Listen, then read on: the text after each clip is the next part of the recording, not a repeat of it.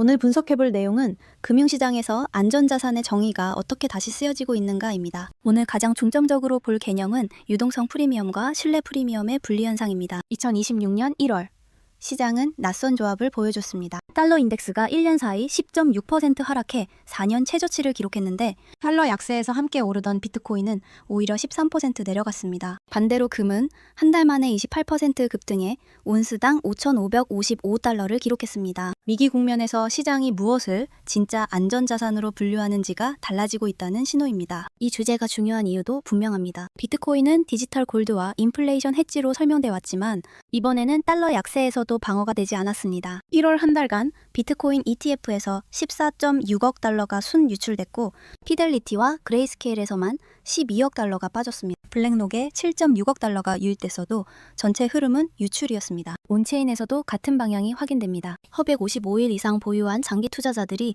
30일 만에 14.3만 개를 매도했고 시가로 약 95억 달러 규모입니다. JP머건이 비트코인은 유동성에 민감한 리스크 자산이라고 평가한 배경도 여기에 있습니다. 달러 약세에도 비트코인이 오르지 않은 이유는 미국의 재정과 통화 정책, 신뢰가 동시에 흔들릴 때 시장이 유동성과 신뢰를 다른 자산에 나눠 싣기 때문입니다. 2026 회계연도 1분기 미국 정부의 국채 이자 지출은 2,703억 달러로 제시됐고 세수 대비 이자 비중은 22.1% 수준입니다. 인플레이션이 2.7%로 목표치를 웃도는 상황에서 금리 인하 메시지도 단순하지 않습니다. 여기에 연준 독립성 논란이 더해졌습니다. 1월 파월 의장 수사 보도가 나오면서 시장은 정책 신호를 정치 변수로 해석하기 시작했습니다. 행정부 내 달러 관련 발언이 엇갈리면 달러의 신뢰 프리미엄은 압박을 받습니다. 이 과정에서 금은 신뢰 프리미엄을 흡수했고 비트코인은 유동성 환경의 영향을 더 크게 받는 자산으로 분류됐습니다. 비트코인과 금의 상관계수는 12개월 이동평균 기준 마이너스 0.09로 제시됐고